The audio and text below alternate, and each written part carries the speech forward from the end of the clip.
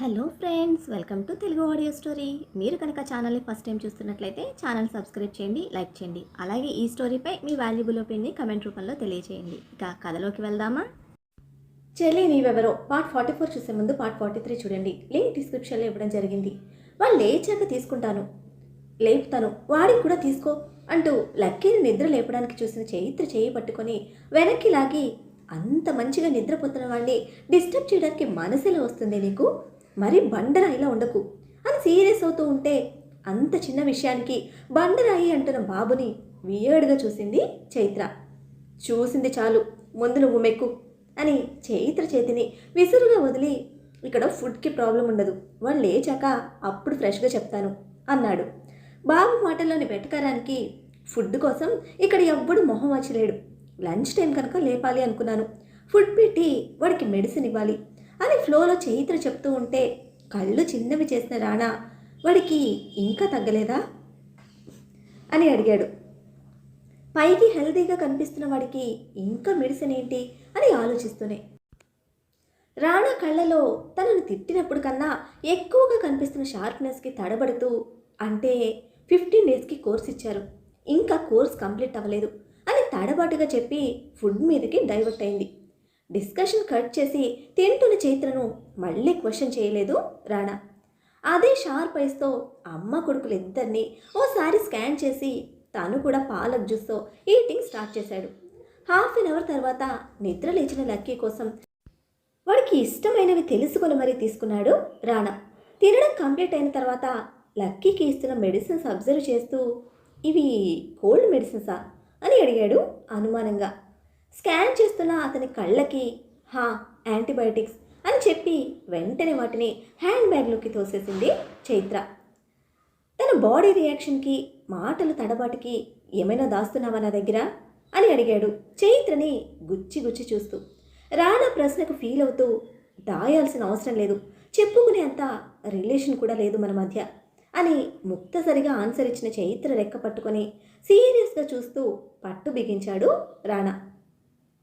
But lucky ముందు అది continue చేయలేక వెంటనే వదిలేసి చైత్ర ఇచ్చిన ఆన్సర్కి వస్తున్న కోపాన్ని కంట్రోల్ చేస్తూ హెడ్ టర్న్ చేశాడు. తనని చూస్తూ ఉంటే అంత సీరియస్గా చెప్పినా ఏ మాత్రం కేర్ చేయని చైత్ర రెస్పాన్స్కి కొట్టేస్తానేమోనన్న భయంతో లక్కీ దృష్టిలో విలన్ అవదలుచుకోలేదు రాణా. ఫ్లైట్ చూస్తానని లక్కీ అడగడంతో తీసుకువెళ్ళింది చైత్ర. ఎకానమీ, బిజినెస్ క్లాస్ మాత్రమే ఉన్న ఫ్లైట్ మొత్తం తిరిగి చూస్తూ మధ్య మధ్యలో నచ్చిన వారిని పలకరిస్తూ హుషారుగా ఉన్నాడు లక్కీ. వాళ్ళు వెళ్ళగానే చైత్ర హ్యాండ్ బ్యాగ్లోని మెడిసిన్స్ అన్నీ బయటకు తీసి ల్యాప్టాప్లో డీటెయిల్స్ చెక్ చేసిన రాణా పిడికిలి బిగుసుకుంది. అరగంట షికార్ తర్వాత నవ్వుతూ వస్తున్న అమ్మ కొడుకులు ఇద్దరిని ఎర్రటి కళ్ళతో కోపంగా చూస్తూ ఉన్నాడు రాణా.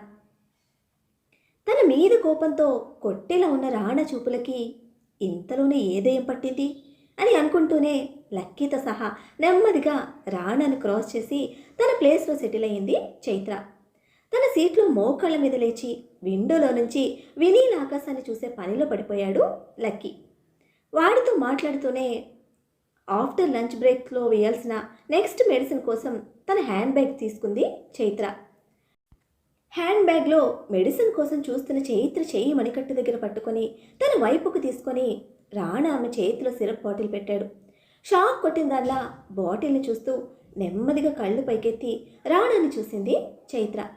ముందు కన్నా ఇంకా ఎర్రగా మారిన రాణా కోపానికి జరుసుకుంటూ చేతిని వెనక్కి తీసుకోవడానికి చూసింది. గట్టిగా మణికట్టు మీద పట్టు బిగించిన రాణా కోపం చైత్రకు నొప్పిని కలిగిస్తూ ఉంటే, ప్లీజ్ అంటూ బాధగా కళ్ళు మూసుకుంది. సిరప్ బాటిల్ మీద చైత్ర ఫింగర్స్ క్లోజ్ చేస్తూనే, లక్కీ నా కొడుకు, అది నేను ఫిక్స్ అయ్యాను, నేను సీరియస్ అని చెప్పాను, బట్ నువ్వు దాన్ని సిల్లీగా తీసుకున్నావు. ₹1,00,000 పడేస్తే మోస్ట్ బ్యూటిఫుల్ గర్ల్స్ పక్క పంచుకోవడానికి సిద్ధంగా ఉన్నారు. ఒక బిడ్డ తల్లివైన నీ కోసం లక్కీని అడ్డు పెట్టుకునే చీప్ మెంటాలిటీ కాదు నాది అని చైత్రకు మాత్రమే వినపడేలా గాంభీర్యంగా చెప్పిన రాణా తన చేతిని విదిల్చి కొట్టి విసురుగా లేచి వెళ్ళిపోయాడు. ఆ కొన్ని సెకండ్స్కే ఎర్రగా కందిపోయిన తన మణికట్టును లక్కీ కంటపడకుండా వెంటనే చున్నీతో ర్యాప్ చేసి వాడికి ఫస్ట్ మెడిసిన్ ఇచ్చింది చైత్ర. రాణా చాలాసేపటి వరకు రాలేదు.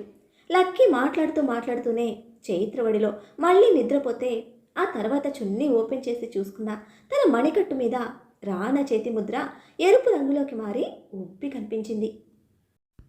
అప్పటి వరకు మూగగా ఉగ్గ పట్టుకున్న నొప్పి తాలూకు కన్నీళ్లు చంపల మీద జారుతూ ఉంటే అదే చేత్తో కళ్ళు తుడుచుకుంటూ మాన్స్టర్, డెవిల్ అని తిట్టుకుంటున్న చైత్ర పక్కన వచ్చి కూర్చున్నాడు రాణా.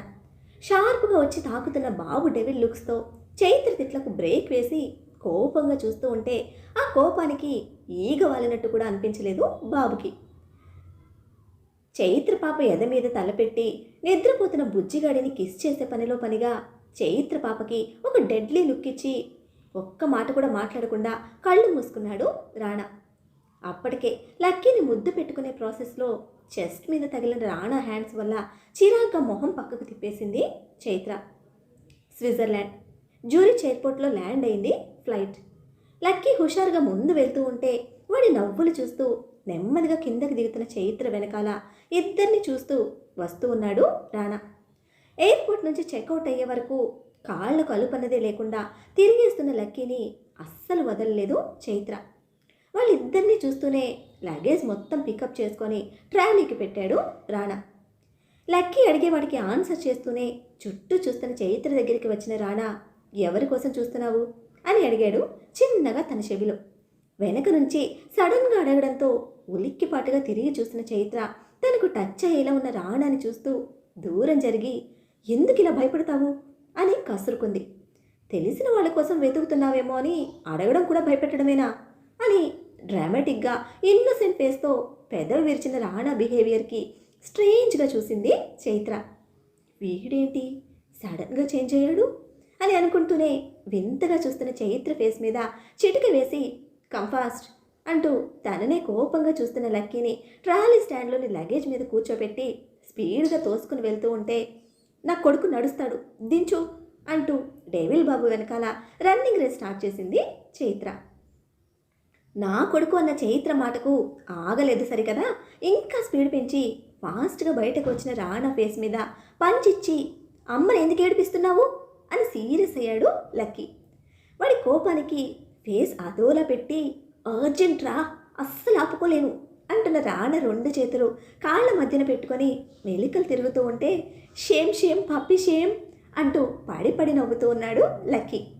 వాడి నవ్వుకి మరింత ఓవర్ చేస్తున్న రాణా, అమ్మ లేట్ వస్తే నేను అవుట్, అందుకే ఫాస్ట్గా వచ్చా అని లక్కీ ఫీల్ అవ్వకుండా గెడ్డం పట్టుకొని రిక్వెస్ట్ చేస్తూ సారీ చెప్పాడు. ఓకే ఓకే ఐ అండర్స్టాండ్ అని రాణా చేతిని తోసేసి, ఇంత పెద్దగా ఉన్నావు, don't you know how to control అని పెద్ద రాయిళ్ళ క్వశ్చన్ చేస్తూ ఉంటే, డోంట్ నో రియల్లీ అని ఇన్నోసెంట్ ఫేస్తో చెప్పిన రాణా ట్రావెల్స్ కార్ రావడంతో ఫాస్ట్గా లగేజ్ కార్లో షిఫ్ట్ చేస్తూ ఉండగా వచ్చింది చైత్ర. ఫస్ట్ లక్కీని చేతిలోకి తీసుకొని రాణాను కోపంగా చూస్తూ ఉంటే, ప్లీజ్ సీరియస్ అవ్వకు అని క్యూట్గా రిక్వెస్ట్ చేశాడు రాణా. ఈ కటౌట్ ఏదో తేడా కొడుతోందే అనుకున్న చైత్ర సాఫ్ట్గా సారీ చెప్పిన రాణాను విచిత్రంగా చూస్తూ ఉంటే మ్యాటర్ ఎక్స్ప్లెయిన్ చేశాడు లక్కీ. అది విని, ఇడియట్, పిల్లల ముందు ఏం చెప్పాలో ఏం చెప్పకూడదో ఒకటి తెలీదా ఈ కోపిష్టి తాటి చెట్టుకి అని తిట్టుకుంటూ లక్కీతో సహా కార్ బ్యాక్ సీట్లో చేరింది చైత్ర. బ్యాక్ సీట్లో కూర్చున్న తనకి అబ్జెక్ట్ చేయకుండా చిన్న స్మైల్ ఇచ్చి కారు స్టార్ట్ చేసిన రాణా బిహేవియర్కి ఇంకా వింతగా చూసింది Chaitra.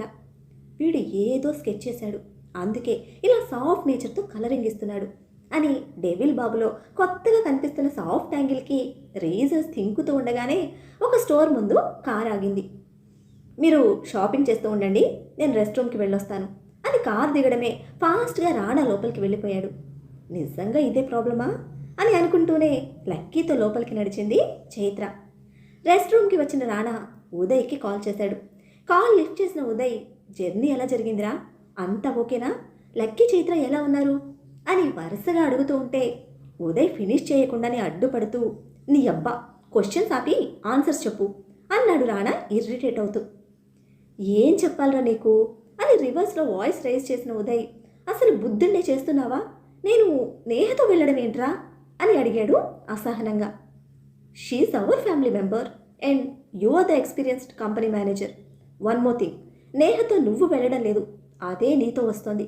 She need your guidance నీకు అంతగా ఇష్టం లేకపోతే బెడ్ మీద ఉన్న ఆ ముసలోని పంపించు అని అన్నాడు రాణా. తన మనసులో మరొక వ్యక్తి ఉన్నాడు అని చెప్పిన దగ్గర నుంచి నేహను దూరంగా పెట్టాలని చాలా హార్డ్గా ట్రై చేస్తూ ఉన్నాడు ఉదయ్. ఇటువంటి టైంలో ఇలా ఒక ట్రిప్, అది ఇద్దరు కలిసి వెళ్ళటం, it's not a normal matter. అందులోనూ నేహ మాత్రమే తన లైఫ్, తన ఫ్యూచర్ వైఫ్ అని డీప్గా లవ్ చేస్తున్న ఉదయ్కి అస్సలు నార్మల్ కాదు. ఆ పెయిన్ తీసుకునే శక్తి ఇప్పుడు ఉదయ్కి లేదు. ఇదంతా ఆలోచిస్తూ నా వల్ల కాదురా, తనతో ఇంకెవరినైనా పంపించు అని లో గొంతుతో రిక్వెస్ట్ చేశాడు Uday. It's okay, no problem. Hyderabad branch shutter close చేసేసి హుస్సేన్ సాగర్లో ముంచేద్దాం, లీవ్ ఇట్ అన్నాడు రాణా నిర్లక్ష్యంగా. రాణా డెసిషన్స్తో తిక్కరేగిన వాళ్ళ పిచ్చి పట్టిందా, ఎందుకురా ఇలా హెరాస్ చేస్తున్నావు అని ఒక్కసారిగా అంతెత్తున గొంతు పెంచి అరుస్తూ ఉంటే ఉదయ్ కోపాన్ని, అరుపుల్ని అస్సలు పట్టించుకోలేదు రాణా. నేను ఆల్రెడీ దానికి మెయిల్ చేశాను. రెస్పాన్సిబుల్ మేనేజర్గా వెళ్ళాలి అనుకుంటే వెళ్ళు, అరేంజ్మెంట్స్ చూడు, లేదు అనుకుంటే హుస్సేన్ సాగర్కే ఫిక్స్ అయిపో అంటూ ఉదయ్ మాట్లాడుతూనే ఉన్నా అవేమీ వినిపించుకోకుండా తన ఆర్డర్ పాస్ చేసిన రాణా కాల్ కట్ చేసి వెంటనే నేహకి కాల్ చేశాడు. తనతో కూడా ఒక 2 minutes డిస్కస్ చేసి ఆ నెక్స్ట్ మరో 2 కాల్స్ మాట్లాడి అప్పుడు బయటకు వచ్చాడు. ఈ గ్యాప్లోనే చైత్ర కూడా ప్రతాప్ వర్మకి కాల్ చేసి సేఫ్గా రీచ్ అయ్యామని ఇన్ఫామ్ చేసింది. ఓకే అని చెప్పిన ప్రతాప్ వర్మ, నేను చెప్పింది నీకు గుర్తుందిగా, వాడు అక్కడ ఏమైనా ఎమోషనల్ అయినా నువ్వు కాస్త పేషెంట్గా హ్యాండిల్ చేయ చైత్ర అని బాస్లా కాకుండా ఒక కామన్ పర్సన్లా అడిగారు Pratap Varma. Okay sir, I will do my best అని చెప్పి, ఎందుకు సార్ అంత పర్టిక్యులర్గా ఎన్నిసార్లు చెప్తున్నారు అని తిరిగి ప్రశ్నించింది చైత్ర. రానా ఎమోషనల్గా తనను తాను లాస్ అయిన ప్లేస్ స్విట్జర్లాండ్ అని చెప్పలేకపోయారు ప్రతాప్ వర్మ. ఇది family and business get together, that one నా బెస్ట్ ఫ్రెండ్. ఎటువంటి సిచ్యువేషన్లోనూ రానా తన టెన్షన్ అవ్వకుండా చూడాలి, లేదంటే దాని ఇంపాక్ట్ మా ఫ్రెండ్షిప్ మీద అండ్ బిజినెస్ రెండింటి మీద పడుతుంది.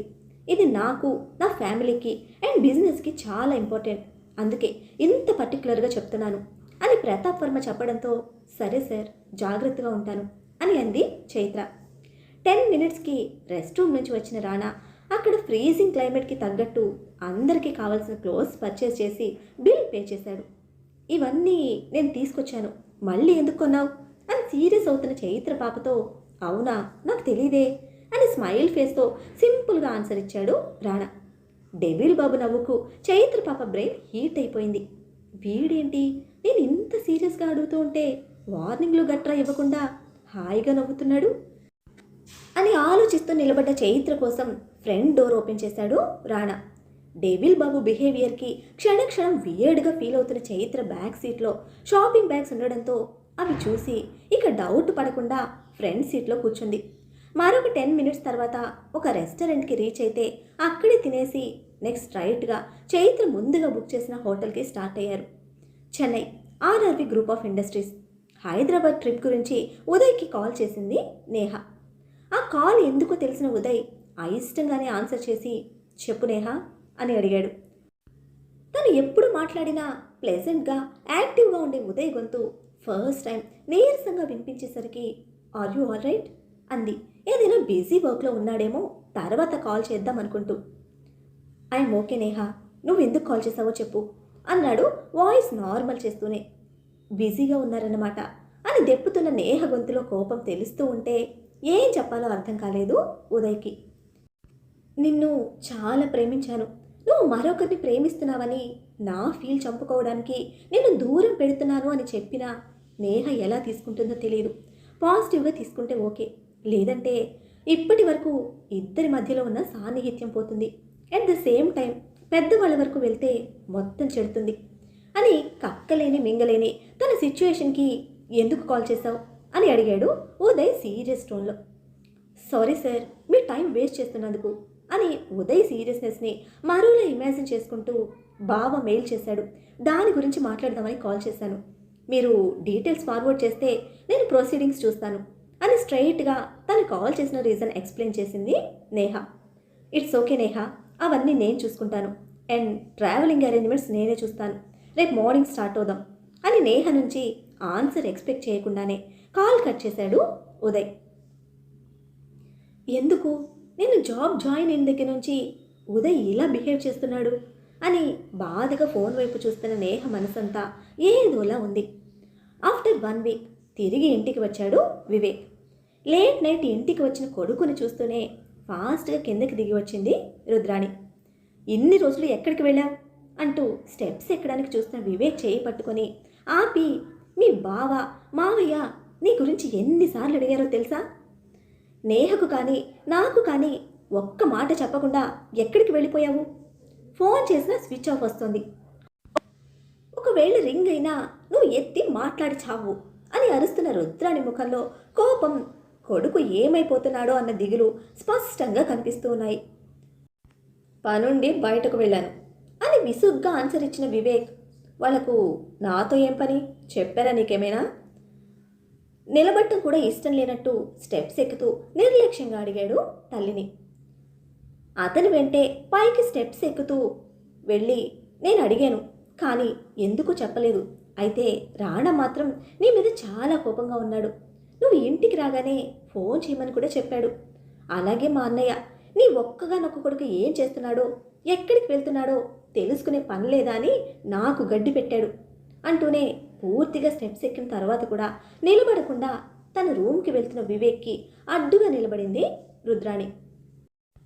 చెప్పావుగా నేను చూసుకుంటాలే అని బ్లేజర్ రిమూవ్ చేస్తూ చాలా చిరాగ్గా ఉంది, ముందు ఫ్రెష్ అవ్వాలి అని తప్పుకొని వెళ్తున్న కొడుకు చేయి పట్టుకొని బలవంతంగా తన ముందు నిలబెట్టిన రుద్రాణిని విసుగ్గా చూస్తూ ఉన్నాడు వివేక్. ఏం చేస్తున్నావురా నువ్వు? మళ్ళీ ఏదైనా గోల్మాల్ చేశావా? మా అన్నయ్యకి చెప్పకుండా డబ్బులేమైనా వాడేశావా అని కంగారు ప్లస్ అనుమానంతో నిలదీసింది రుద్రాణి. అమ్మా, ఎందుకు అన్నింటికీ ఇలా అడ్డదిడ్డంగా ఆలోచిస్తావు అని ఇరిటేట్ అవుతూ తల్లి చేయి విడిపించుకున్నాడు వివేక్. అడ్డదిడ్డంగా నేను ఆలోచించటం కాదురా, నువ్వు ఎటువంటి అడ్డదిడ్డమైన వేషాలు వేయకపోతే మా అన్నయ్య ఎందుకు అన్నిసార్లు అడుగుతాడు? రాణ ఎందుకు నీ మీద కోపంగా ఉన్నాడు అని ప్రశ్నిస్తూ ఉంటే వివేక్ నుంచి ఆన్సర్ లేదు. ఒరేయ్, చెట్టంత ఎదిగిన నువ్వు నలుగురిలో మాటలు పడితే నేను భరించలేనురా. వాడికంటూ ఓ కంపెనీ పెట్టుకున్నాడు నా మేనల్లుడు. నా కొడుకును కూడా ఓ దారి చేయమని మా అన్నయ్యని బ్రతిమలాడితే నిన్ను తనతో తీసుకువెళ్ళాడు. అటువంటి అన్నయ్య ఇప్పుడు నీ మీద ఇంత కోపడుతున్నాడు అంటే కారణం లేకుండా ఉండదు. పైగా ఇప్పుడు అంతా రాణా చూసుకుంటున్నాడు. నువ్వు ఏదైనా తప్పు చేసి దొరికావో ఇక వాడు నిన్ను ఊరికే వదలడు. తన ప్రేమ విషయంలో కన్న తండ్రితోనూ మాట్లాడకుండా ఇప్పటికీ దూరంగా పెడుతున్న వాడి కోపం ఆవేశం నీకు పూర్తిగా తెలియదు అని మేనల్లుణ్ణి తలుచుకొని బెదిరిపోతున్న రుద్రాణి కొడుకు గెడ్డం పట్టుకుంది. ఏం జరిగిందో నాకు చెప్పు, ముందుగా నేను మా అన్నయ్యతో మాట్లాడి ఏదో ఒకటి మేనేజ్ చేసుకుంటాను అని బామాలుతోంది. మరి వివేక్ అసలు ఎక్కడికి పోయినట్టు? స్విట్జర్లాండ్తో రాణా పాస్లో ఉన్న కనెక్షన్ ఏమిటి? ఇప్పుడు ఈ స్విట్జర్లాండ్ ట్రిప్ రాణా లైఫ్లో ఎలాంటి మలుపు తీసుకురానుంది? నేహ ఉదయ్ బిజినెస్ ట్రిప్ కోసం వెళ్తారా? నేహ ప్రేమ గెలుస్తుందా లేక ఉదయ్ ప్రేమ గెలుస్తుందా? తెలుసుకోవాలంటే నెక్స్ట్ ఎపిసోడ్ని ఫాలో చేయండి. అలానే ఈ ఎపిసోడ్ని లైక్ చేయటం మాత్రం మర్చిపోకండి. Bye friends.